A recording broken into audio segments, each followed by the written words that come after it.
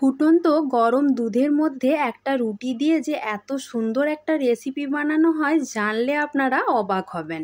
তাহলে চলুন ঝটপট দেখে নিই আমার আজকের এই রেসিপিটা। প্রথমে আমি এখানে বড় কাপের 1 কাপ দুধ ফুটতে দিয়েছিলাম, তার উপর দিয়ে দিলাম 2টো রুটি।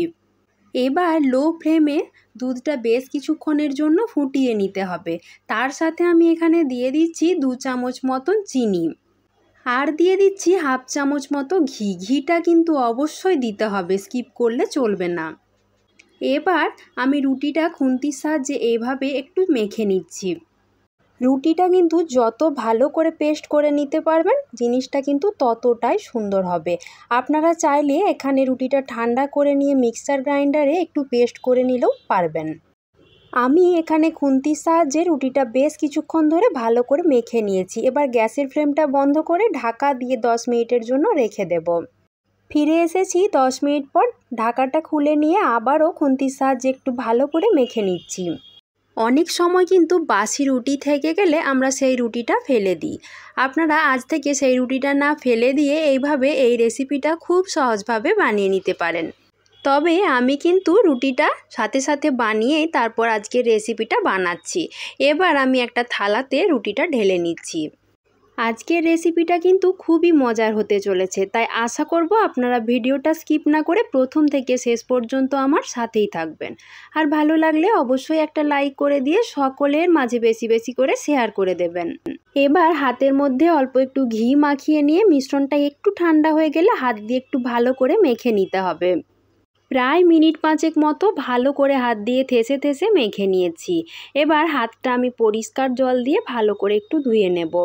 তারপর আর কি হাতের সাহায্যে অল্প অল্প মিশ্রণ নিয়ে আমি এভাবে লম্বা লম্বা শেপ দিয়ে মিষ্টির আকারে তৈরি করে নিচ্ছি।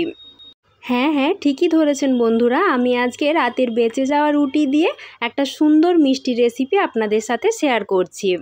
আমি এখানে মিষ্টিগুলো ছোট ছোট করে তৈরি করেছি। আপনারা চাইলে গোল করেও বানিয়ে নিতে পারেন বা একটু বড় করেও তৈরি করে নিতে পারেন। দেখুন সব মিষ্টিগুলো আমি তৈরি করে নিয়েছি। এবার ভেজে নেবার পালা। তার জন্য কড়াইতে দিয়ে দিয়েছিলাম বেশ কিছুটা সাদা তেল। তেলটা ভালোভাবে গরম হয়ে গেলে একটা একটা করে মিষ্টি তেলের ওপর ছেড়ে দিয়েছি। তারপর একটু সময় নিয়ে উল্টে পাল্টে মিষ্টিগুলো লাল লাল করে ভেজে নিতে হবে। মিষ্টিগুলো ভাজার সময় খেয়াল রাখবেন একসাথে কিন্তু খুব বেশি মিষ্টি দিয়ে দিলে সেগুলো কিন্তু ফেটে যাবে, ভালো করে ভাজা যাবে না। তাই অল্প অল্প করে মিষ্টি দিয়ে খুব ভালো সময় নিয়ে লাল লাল করে ভেজে তুলে নিতে হবে। এবার চিনি শিরা তৈরি করে নেব। তার জন্য একটা কড়াইতে দিয়ে দিয়েছি 1 বাটি চিনি আর দিয়ে দিয়েছি 1.5 বাটি জল। তার সাথে ফ্লেভারের জন্য দিয়ে দিয়েছি 2টো ছোটো এলাচ আর একটা তেজপাতা।